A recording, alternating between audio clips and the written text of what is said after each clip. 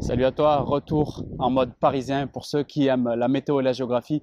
J'étais en PACA, région PACA jusqu'hier, là on est juste en mode 15 degrés de moins, mais ça va le faire. Comme tu le vois, j'aime bien être à l'extérieur et je vais te faire cette petite vidéo. Je vais te partager aujourd'hui la pire erreur selon moi, selon mon humble avis, pour augmenter son estime de soi.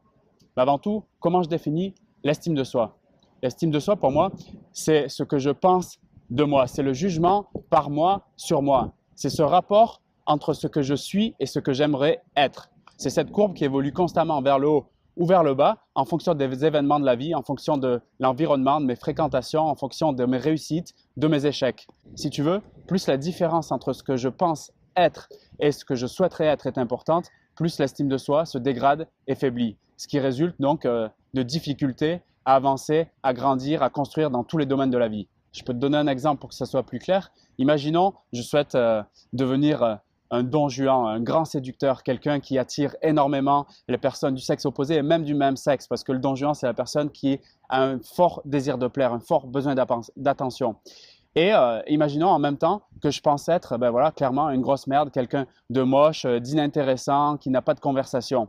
Ben là, qu'est-ce qui se passe? Il y a une incohérence pour atteindre le but. À ce moment-là, ce qui se passe, ben, c'est que l'estime de moi-même, elle est en berne, elle est très très faible, comme le drapeau de l'équipe de France après le coup de boule de Zidane, tu sais, sur Materazzi contre l'Italie à la Coupe du Monde de football 2006, si je ne me trompe pas.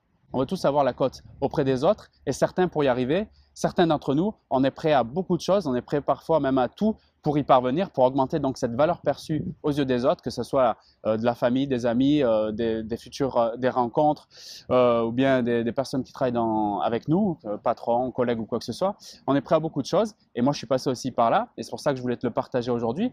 Et donc la pire erreur donc pour moi qui est pour augmenter sa valeur personnelle, c'est le fait de rabaisser les autres.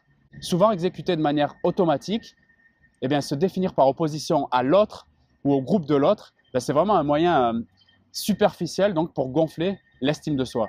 Peut-être tu te demandes, mais pourquoi? Ben, tout simplement parce qu'en étant mesquin avec les autres, je suis en réalité mesquin avec moi-même. Et donc, par conséquent, ben, j'affaiblis ma valeur personnelle, tout à fait l'opposé de ce que je souhaite, c'est-à-dire l'augmenter.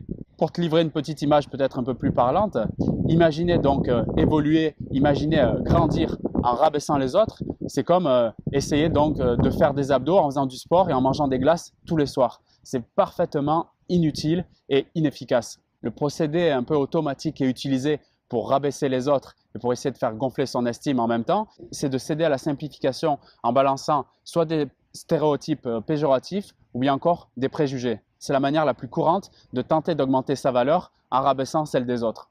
Je peux te donner quelques exemples si tu veux. Donc le fait de rabaisser les groupes pour augmenter la valeur du sien.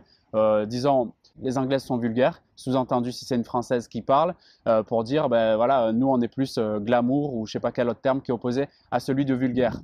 Bien quelque chose de plus courant, peut-être que tu dois vivre dans tes groupes. J'ai eu ça récemment dans une soirée. Des filles qui disaient, bah, tu vois, elle est pas belle en parlant d'une fille, tu as vu la mâchoire qu'elle a, etc. Donc elle rabaissait, là en plus sur un aspect physique, c'est encore plus mesquin que tout.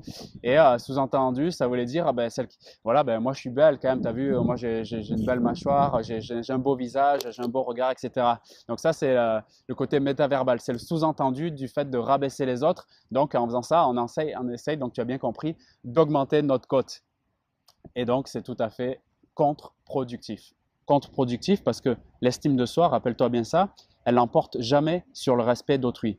L'estime de soi ne l'emporte jamais sur le respect d'autrui. Pour te donner une autre image, à chaque fois que je tire sur le respect d'autrui, eh bien, je reçois une balle sur l'estime de moi-même. Bon, je vais me lever pour terminer cette vidéo parce que je ne te dis pas comme j'ai mal aux fesses.